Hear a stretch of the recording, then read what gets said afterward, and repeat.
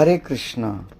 श्रीमद् भागवतम 9वां स्कंद 21वां 22वां अध्याय।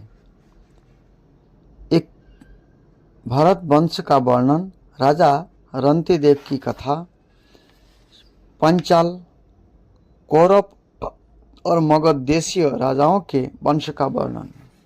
21वां अध्याय। भरत वंश का वर्णन, राजा रंतिदेव की कथा। बहुत सुंदर कथाएं हैं। श्री सुखदेव जी कहते हैं, परीक्षित, विपत अथवा भरद्वाज का पुत्र था मन्नु। मन्नु के 5 पुत्र हुए, बृहत, छत्र, जय, महावीर्य, नौर और गर्ग। नरक का पुत्र था संस्कृति के 2 पुत्र हुए, गुरु और रंतिदेव। परीक्षित, रंतिदेव का निर्मल जस इस लोक और परलोक में सब जगह गाया जाता है। रंतिदेव आकाश के समान बिना उद्योग के ही दैववश प्राप्त वस्तु का उपभोग करते और दिनों दिन उनकी पूंजी घटती जाती। जो कुछ मिल जाता उसे भी दे डालते और स्वयं भूखे रहते। ये संग्रह परिग्रह ममता से रहित तथा बड़े धैर्यशाली थे और अपने कुटुंब के साथ दुख भोग रहे थे। एक बार तो लगातार 48 दिन ऐसे बीत गए कि उन्हें पानी तक पीने को न मिला। 49वें दिन प्रातःकाल ही उन्हें कुछ घी, खीर, हलवा और जल मिला। उनका परिवार बड़े संकट में था। भूख और प्यास के मारे ये लोग कांप रहे थे। परंतु जो ही उन लोगों ने भोजन करना चाहा, तो ही एक ब्राह्मण अतिथि के रूप में आ गया। रंतिदेव सब में श्री भगवान के ही दर्शन करते थे, अतएव उन्होंने बड़ी श्रद्धा से आदरपूर्वक उसी अन्न में से ब्राह्मण को भोजन करवाया। ब्राह्मण देवता भोजन करके चले गए। परीक्षित, अब बचे हुए अन्न को रंतिदेव ने आपस में बांट लिया और भोजन करना चाहा। उसी समय एक दूसरा शूद्र अतिथि आ गया। रंतिदेव ने भगवान का स्मरण करते हुए उस बचे हुए अन्न में से भी भाग शूद्र के रूप में आए अतिथि को खिला दिया। जब शूद्र खा पीकर चला गया, तब कुत्ते को लिए हुए एक और अतिथि आया। उसने कहा, राजन, मैं और मेरे ये कुत्ते बहुत भूखे हैं, हमें कुछ खाने को दीजिए।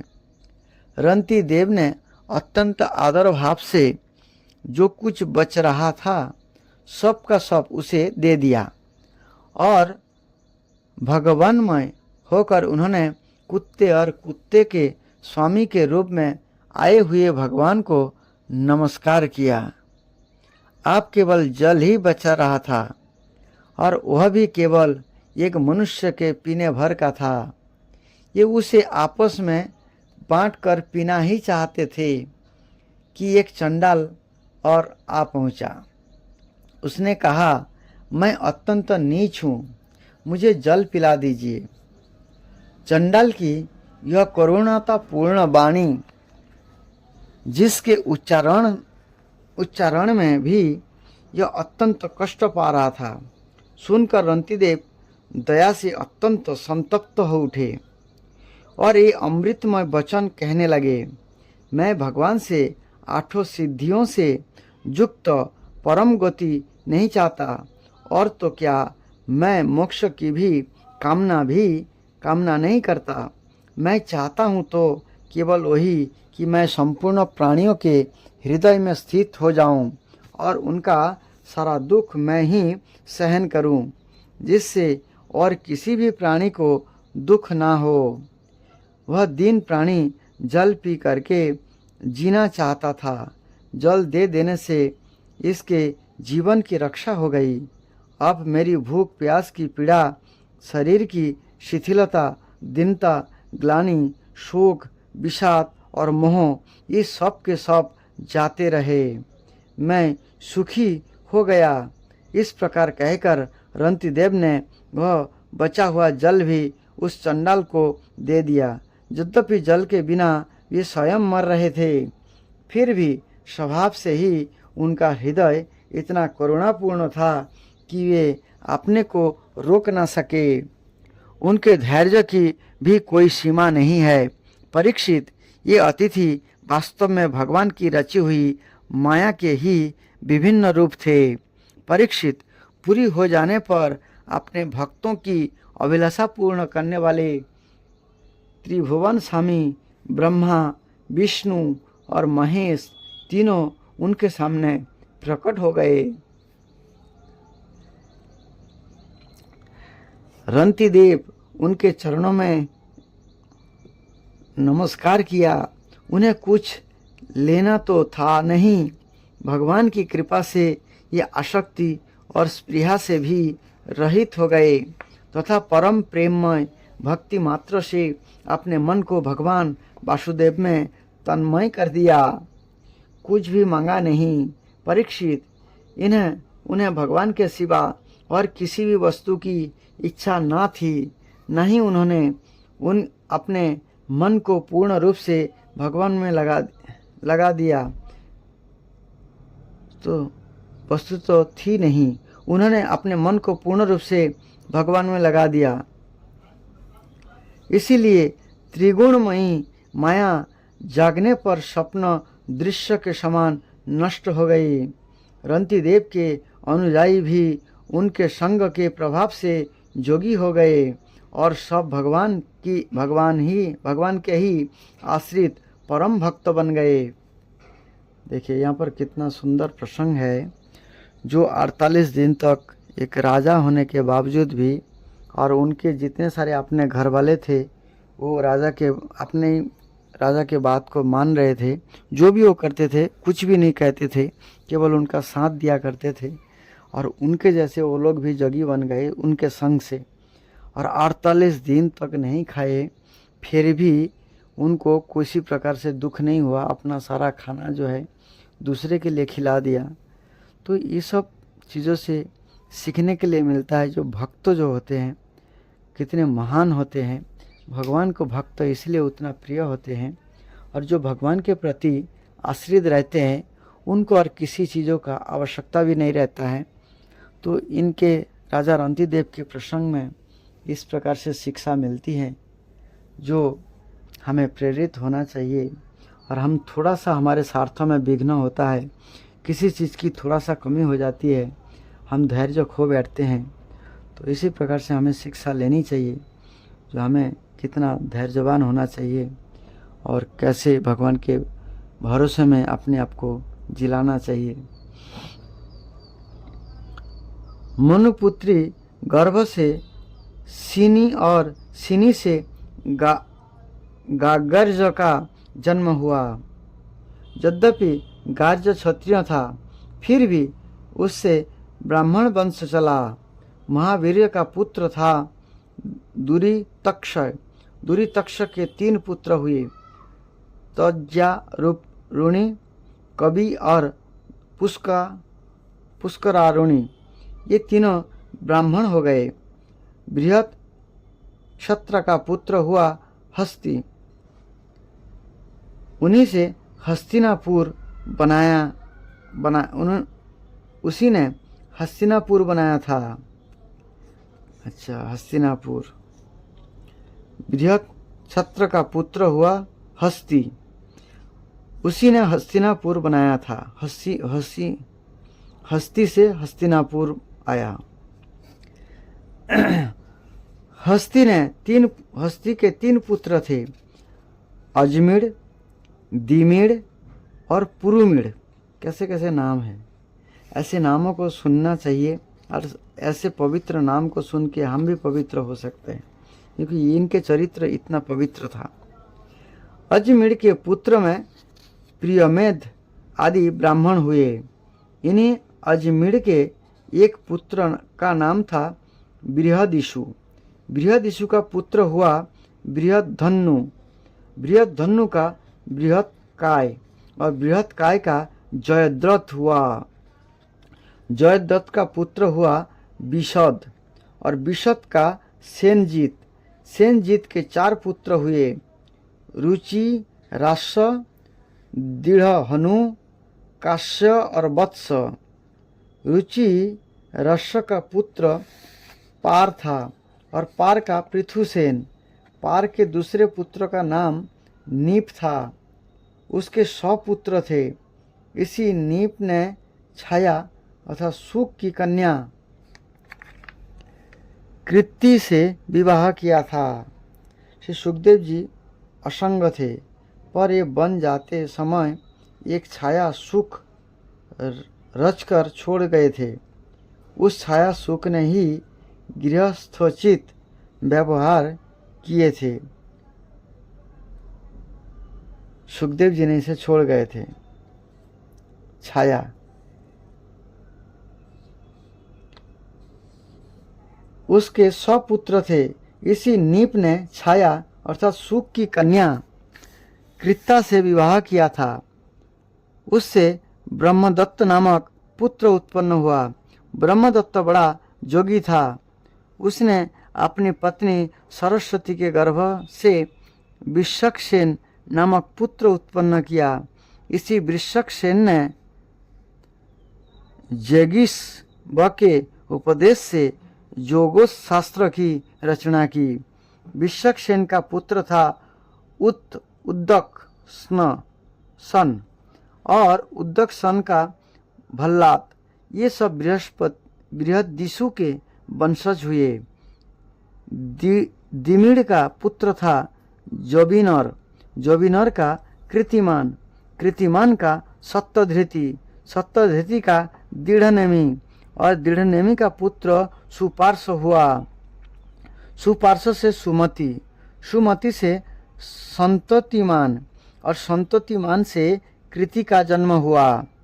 उसने हिरण्यनाभ से योग विधा प्राप्त की थी और प्राच्य साम नामक ऋचाओं की 6 संहिताएं कही थी। कृति का पुत्र नीप था। नीप का उग्रायुध। उग्रायुध का क्षेम्य। क्षेम्य का सुबीर और सुबीर का पुत्र था रिपुंजय। रिपुंजय का पुत्र था बहुरथ।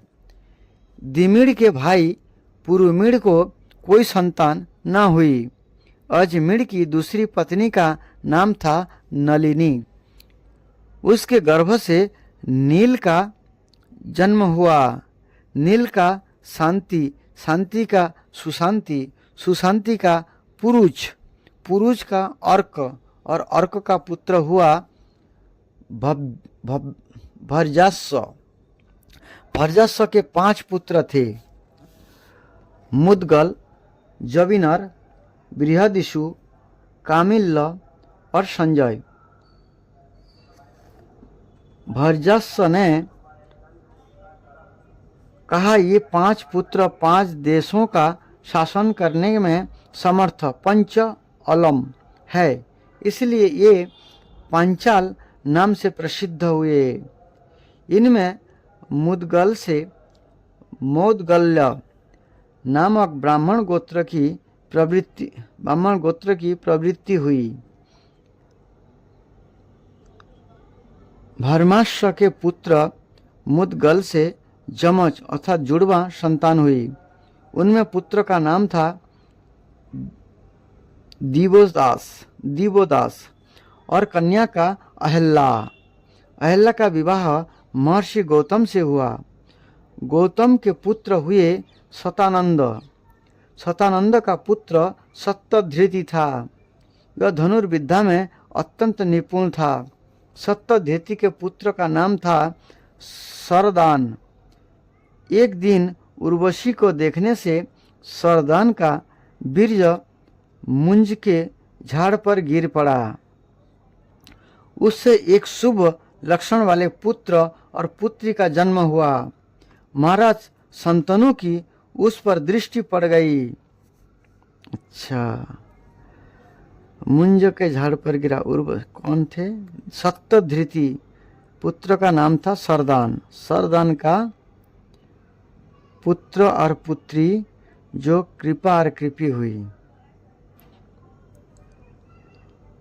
महाराज संतनों की उस पर दृष्टि पड़ गई क्योंकि ये इधर शिकार खेलने के लिए गए हुए थे।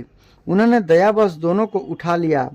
उनमें जो पुत्र था उसका नाम कृपाचार्य हुआ और जो कन्या थी उसका नाम हुआ कृपी। कृपी जो है द्रोणाचार्य को वही थी। वही कृपी द्रोणाचार्य की पत्नी हुई। कितना सुंदर कथाएं हैं, कितने गहरा नॉलेज है, इतिहास है, रियल इतिहास है। तो हमें ऐसे ग्रंथों को पढ़ने से हमें इतिहास मालूम चलता है और भगवान की, भक्तों की और भगवान के महत्व को पता लगता है। हरे कृष्ण। 22वां अध्याय, पांचाल, कौरव और मगध देशियों राजाओं के वंश का वर्णन। श्री सुखदेव जी कहते हैं, परीक्षित, दिवोदास का पुत्र था मित्रेयु। मित्रेयु के 4 पुत्र हुए, चवन, सुदास, सहदेव और सोमक। सोमक के 100 पुत्र थे। उनमें सबसे बड़ा जंतु और सबसे छोटा पृषत था। पृषत के पुत्र द्रुपद थे, द्रुपद जो द्रौपदी के पिता। द्रुपद के द्रौपदी नाम की पुत्री और धृष्टद्युम्न आदि पुत्र हुए। धृष्टद्युम्न का पुत्र था धृष्टकेतु। भमरजास के वंश में उत्पन्न हुए नरपति पांचाल कहलाए। अजमीर का दूसरा पुत्र था ऋक्ष। उनके पुत्र हुए संवरण। संवरण का विवाह सूर्य की कन्या तप्ती से हुआ। तप्ती सूर्य की कन्या। उन्हीं के गर्भ से कुरुक्षेत्र के स्वामी कुरु का जन्म हुआ। कुरु के 4 पुत्र हुए, परीक्षित, सुधन्या, जन्हू और निषधास्य। सुधन्या से सुहोत्र, सुहोत्र से चवन, चवन से कृति, कृति से अपरिचरवसु और अपरिचरवसु से बृहद्रथ आदि कई पुत्र उत्पन्न हुए। उनमें बृहद्रथ, कुशंब, मत्स्य, प्रत्यग्र और चेदीप आदि चेदी देश के राजा हुए। बृहद्रथ का पुत्र था कुशाग्र, कुशाग्र का ऋषभ, ऋषभ का सत्यहित, सत्यहित का पुष्पवान और पुष्पवान के जहू नामक पुत्र हुआ। बृहद्रथ की दूसरी पत्नी के गर्भ से एक शरीर के 2 टुकड़े उत्पन्न हुए। उन्हें माता ने बाहर फेंकवा दिया। जब जरा नाम की राक्षसी ने जियो जियो इस प्रकार कहकर खेल खेल में उन दोनों टुकड़े को जोड़ दिया, उसी जोड़े हुए बालक का नाम हुआ जरासंध।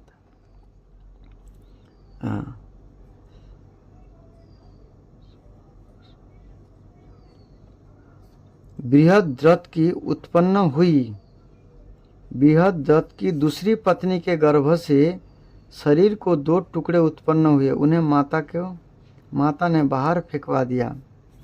पत्नी का नाम था, अपने पुष्पवान के जहू नामक पुत्र हुआ। पत्नी का नाम क्या था? बृहद्रथ का पुत्र था कुशाग्र, कुशाग्र का ऋषभ, ऋषभ का सत्यहित, सत्यहित का पुष्पवान और पुष्पवान से जोहू नामक पुत्र हुआ। बृहद्रथ की दूसरी पत्नी के गर्भ से एक शरीर के 2 टुकड़े उत्पन्न हुए। उन्हें माता ने बाहर फेंकवा दिया। जब जरा नाम की राक्षसी ने जियो जियो इस प्रकार कहकर खेल खेल में उन दोनों टुकड़े को जोड़ दिया, उसी जोड़े हुए बालक का नाम हुआ जरासंध। जरासंध का बेटा सहदेव, सहदेव का सोमापी और सोमापी का पुत्र हुआ सुतस्रवा। जरासंध का पिता का नाम था बृहद्रथ। बृहद्रथ नाम था जरासंध का पिता का नाम। कुरु के ज्येष्ठ पुत्र परीक्षित के कोई संतान ना हुई। जहनु का पुत्र था सूरत, सूरत का विदुरथ, विदुरथ का सार्वभौम, सार्वभौम का जयसेन, जयसेन का राधिक और राधिक का पुत्र हुआ अच्युत, अच्युत का क्रोधन, क्रोधन का देवातिथि, देवातिथि का ऋष्य, ऋष्य का दिलीप और दिलीप का पुत्र प्रतीप हुआ। प्रतीप के 3 पुत्र थे, देवापी, शांतनु और बाह्यिक। देवापी उनका पैतृक राज्य छोड़कर वन में चला गया, इसलिए उसके छोटे भाई शांतनु राजा हुए।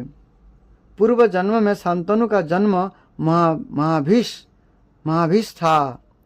इस जन्म में भी ये अपने हाथों से जिसे छू देते थे वह बूढ़े से जवान हो जाता था।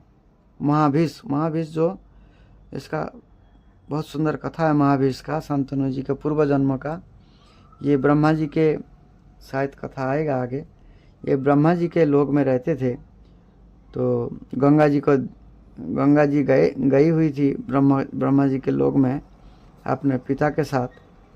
तो महाभीष जो है उस सभा में बैठे हुए थे, तो अचानक हवा की झोंके से जो है ब्रह्मा जी का छाती से साड़ी हट गई।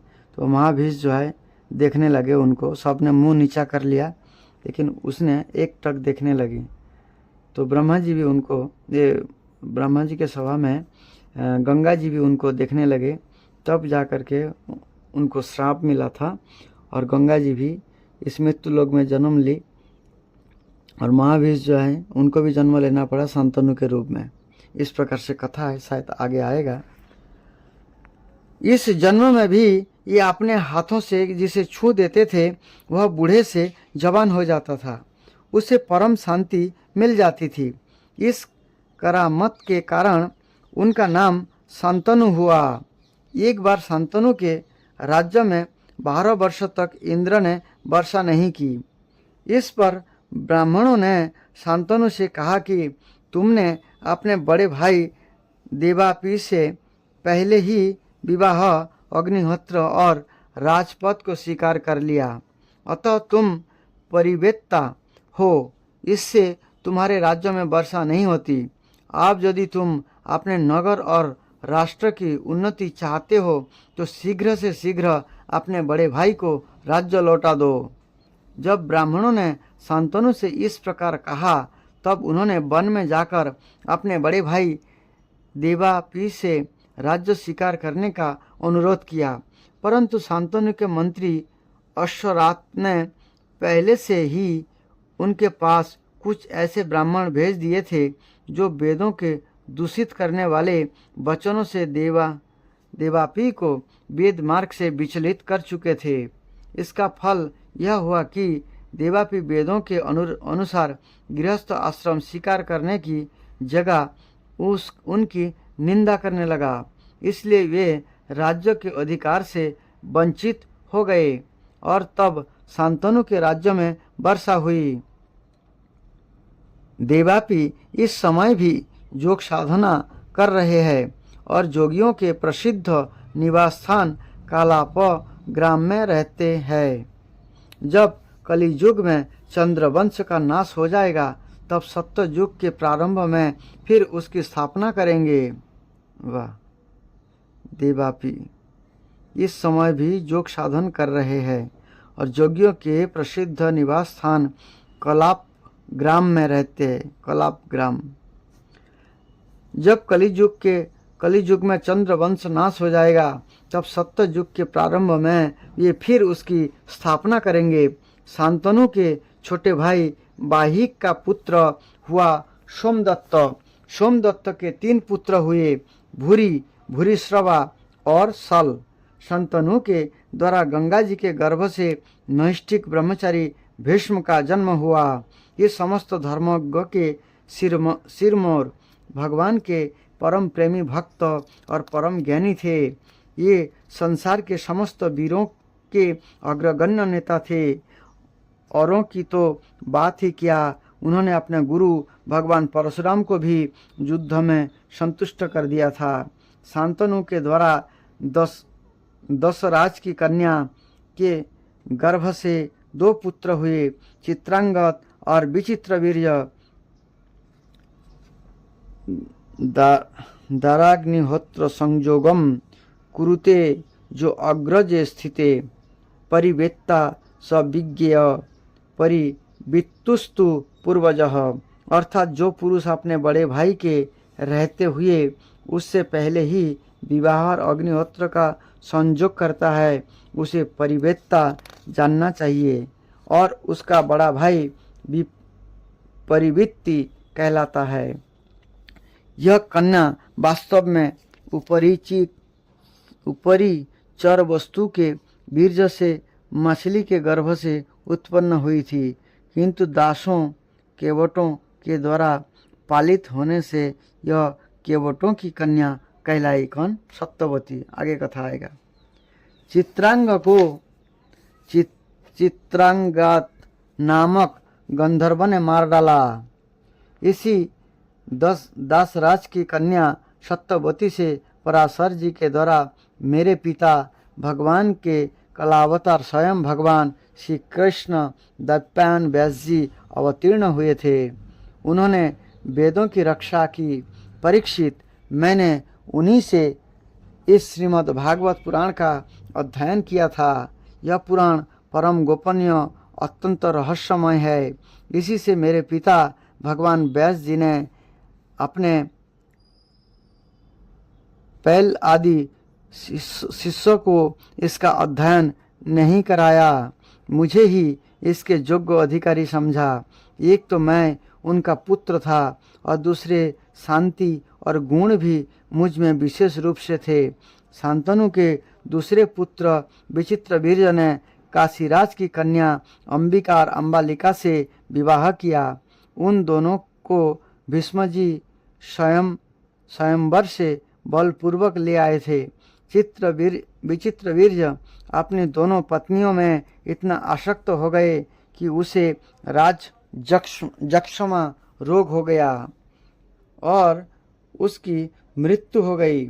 माता सत्यवती के कहने से भगवान व्यास जी ने अपने संतानहीन भाइयों की स्त्रियों से धृतराष्ट्र और पांडु 2 पुत्र उत्पन्न किए। उनकी दासी से तीसरे पुत्र विदुर जी हुए। परीक्षित, धृतराष्ट्र की पत्नी थी गांधारी। उसके गर्भ से 100 पुत्र हुए। उनमें सबसे बड़ा था दुर्योधन। कन्या का नाम था दुस्साला। पांडु की पत्नी थी कुंती। शापवश पांडु स्त्री सहवास नहीं कर सकते थे, इसलिए उनकी पत्नी कुंती के गर्भ से धर्म, वायु और इंद्र के द्वारा क्रमशः युधिष्ठिर, भीमसेन और अर्जुन नाम के 3 पुत्र उत्पन्न हुए। ये तीनों के तीनों महारथी थे। पांडु की दूसरी पत्नी का नाम था माद्री। दोनों अश्विनी कुमारों के द्वारा उसके गर्भ से नकुल और सहदेव का जन्म हुआ। परीक्षित, इन 5 पांडवों के द्वारा द्रौपदी के गर्भ से तुम्हारे 5 चाचा उत्पन्न हुए। इनमें से युधिष्ठिर के पुत्र का नाम था प्रतिबिंध, भीमसेन का पुत्र था श्रुतसेन और अर्जुन का श्रुतकीर्ति, नकुल का शतानीक और सहदेव का सूतकर्ता। इनके सिवा युधिष्ठिर के पौरवी नाम की पत्नी से देवक और भीमसेन के हिडिंबा से घटोत्कच और काली से सर्वगत नाम के पुत्र हुए। सहदेव के पर्वत कुमारी विजया से सुहोत्र और नकुल के करेनुमति से नरमित्र हुआ। अर्जुन द्वारा नाक कन्या उलूपी के गर्भ से इराबान और मणिपुर नरेश की कन्या से बभ्रुवाहन का जन्म हुआ। बभ्रुवाहन अपने नाना का ही पुत्र माना गया, क्योंकि पहले ही वह बात तय हो चुकी थी। अर्जुन की सुभद्रा नाम की पत्नी से तुम्हारे पिता अभिमन्यु का जन्म हुआ और अभिमन्यु ने सभी अतिरथियों के अतिरथियों को जीत लिया था। अभिमन्यु के द्वारा उत्तरा के गर्भ से तुम्हारा जन्म हुआ। परीक्षित, उस समय कुरुवंश का नाश हो चुका था। अश्वत्थामा के ब्रह्मास्त्र से तुम भी जल ही चुके थे, परंतु भगवान श्री कृष्ण ने आपने प्रभाव से तुम्हें उस मृत्यु से जीता जागता बचा लिया। परीक्षित, तुम्हारे पुत्र तो सामने ही बैठे हुए हैं। इनके नाम है जन्मेंजय, श्रुतसेन, भीमसेन और उग्रसेन। ये सब के सब बड़े पराक्रमी है। जब तक्षक के काटने से तुम्हारी मृत्यु हो जाएगी, तब इस बात को जानकर जन्मेंजय बहुत क्रोधित होगा और यह सर्प यज्ञ की आग में सर्प का हवन करेगा। यह कावस्य तुर को पुरोहित बनाकर अश्वमेध यज्ञ करेगा और सब ओर से सारी पृथ्वी पर विजय प्राप्त करके यज्ञ के द्वारा भगवान की आराधना करेगा। जन्मेंजय का पुत्र होगा शतानिक। यह यज्ञवल्क्य ऋषि से तीनों वेद और कर्मकांड की तथा कृपाचार्य से अस्त्र विद्या की शिक्षा प्राप्त करेगा एवं सौनक जी से आत्मज्ञान का संपादन करके परमात्मा को प्राप्त होगा। शतानिक का सहस्रानिक का अश्वमेधज का असीम कृष्ण और असीम कृष्ण का पुत्र होगा नैमी चक्र। जब हस्तिनापुर गंगा जी में बह जाएगा, तब वह कौसंबीपुर में सुखपूर्वक निवास करेगा। हस्तिनापुर गंगा जी में बह गए। नैमी चक्र का पुत्र होगा चित्ररथ, चित्ररथ का कविरथ, कविरथ का वृष्टिमान का राजा सुसेन, सुसेन का सुनीत, सुनीत का नुचक्षु, नुचक्षु का खुलिनल, खुलिनल का परिषभ, परिषभ का सुनय, सुनय का मेधावी, मेधावी का निपंजय, निपंजय का दुबे और दुबे का पुत्र निमि होगा। निमि से बृहद्रथ, बृहद्रथ से सुदास, सुदास से शतानिक, शतानिक से दुर्दमन, दुर्दमन से बहिनर, बहिनर से दंडपाणी, दंडपाणी से निमि और निमि से राजा क्षेमक का जन्म होगा। इस प्रकार मैंने तुम्हें ब्राह्मण और क्षत्रिय दोनों के उपस्थिति स्थान सोम वंश का वर्णन सुनाया। बड़े बड़े देवता ऋषि इस वंश का सत्कार करते हैं। क्षेम का जन्म होगा। क्षेम जो है लास्ट राजा थे। कौन सा? चंद्रवंश का।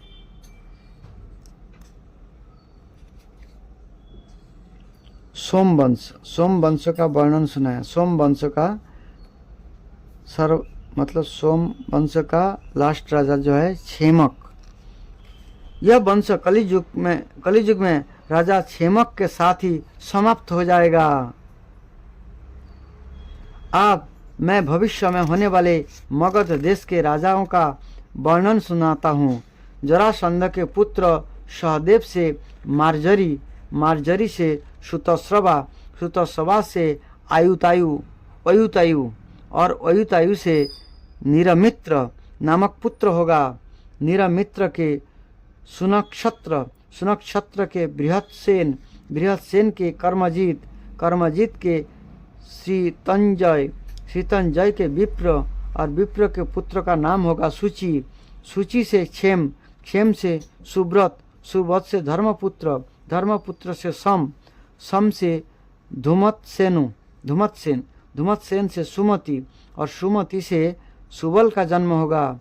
सुबल का सुनीत, सुनीत का सत्यजीत, सत्यजीत का विश्वजीत और विश्वजीत का पुत्र रिपुंजय होगा। ये सब बृहद्रथ के वंश के राजा होंगे। इनका शासनकाल 1000 वर्ष के भीतर ही होगा। केवल ये सब मिलकर के 1000 वर्ष राज्य किया। तो इस प्रकार से 22वां अध्याय पूरा होता है। अगला कथा अगले वीडियो में। हरे कृष्ण।